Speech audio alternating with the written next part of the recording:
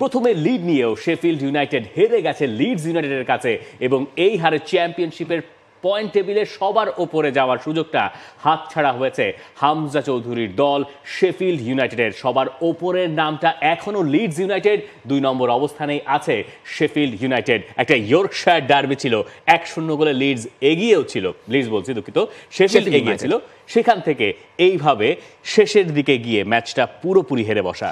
Normally Sheffield ইউনাইটেডের match থাকলে যেটা মূলত হাইলাইটস বা এক্সপেকটেশন থাকে যে হামজা চৌধুরীকে আমরা কখন দেখবো। প্রথম যখন ম্যাচ কার্ডটা দেওয়া হলো তখন দেখা গেল যে শেফিল্ড ইউনাইটেডের স্কোয়াডে প্লেইং 11 হামজা চৌধুরী নেই, কিন্তু শেফিল্ড ইউনাইটেড যে কাজটা করে থাকে তারা হামজা চৌধুরীর ছবিও পোস্ট করেছে। ঠিক এক্স্যাক্টলি এই ছবিটাই ম্যাচ শুরু হওয়ার 10 মিনিট আগে হাস্যোজ্জ্বল হামজা চৌধুরী হাসি মুখেই হয়তো ম্যাচটা শেষ করতে পারতেন যদি শেফিল্ড ইউনাইটেড প্রথমের ম্যাচের এই লিডটা ধরে রাখতে পারত। এক্স্যাক্টলি প্রথম গোলটা যখন কনসিড করেছে শেফিল্ড, সেখানে জুনিয়র ফিরপো হামজার উপর ঝাঁপিয়ে পড়ে লিডসকে একটা ইকুয়ালাইজার এনে দিলেন। তার পরবর্তীতে খুব কুইক সাকসেশনে 70-75 মিনিটের মধ্যে 2টো গোল পেয়ে লিডস ম্যাচটা শেফিল্ডের কাছে ছিনিয়ে নিল। 72 মিনিটে ফার্স্ট গোল জুনিয়র ফিরপোর, 89 এবং 92 মিনিটে তারা এই 2-3টা গোল দিয়ে জিতে নিয়েছে। এবং হামজা চৌধুরীর পারফরমেন্স যদি আমরা একটু দেখি, যে তিনি ফার্স্টে ছিলেন না স্টার্টিং 11-এ, সেকেন্ড হাফটার শুরুতেই নামানো হলো তাকে ক্লার্কের জায়গায় এবং তিনি স্টার্ট করলেন রাইট ব্যাক পজিশনে, যেটা তার ন্যাচারাল পজিশন নয়।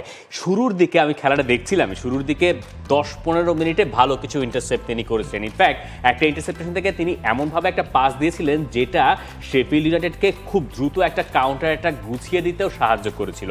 হামজা চৌধুরীর পারফরমেন্স ওই পর্যন্তই আপনি বিবেচনায় নিতে চাইবেন। এরপরে যা আসলে ঘটেছে শেফিল্ড ইউনাইটেডের সঙ্গে, সেটাও তারা প্রত্যাশা করে নাই। ইনফ্যাক্ট তাদের কোচ বলছেন যে 89 মিনিট পর্যন্ত দুই দলে যদি ড্র হতো তাহলে হ্যান্ডশেক করে হাসি মুখে তারা বাড়িই ফিরতেন, কিন্তু এরকম কিছু ঘটে নাই। শেষ দিকে এসে ম্যাচটা উল্টে গেছে, কিন্তু শেফিল্ড ইউনাইটেডের এখনো সুযোগ আছে। আমরা পয়েন্ট টেবিলটা দেখলেই বুঝতে পারবো যে শেফিল্ড ইউনাইটেড কোন জায়গায় আছে। শীর্ষ 6টা দলের ভেতরে সুযোগ থাকবে, 1 এবং 2 নম্বর দল সরাসরি কোয়ালিফাই করবে প্রিমিয়ার লিগে।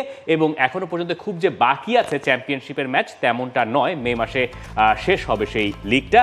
আর 3 থেকে 5, 6 পর্যন্ত যে দলগুলো আছে তারা আসলে খেলবে প্লে-অফে।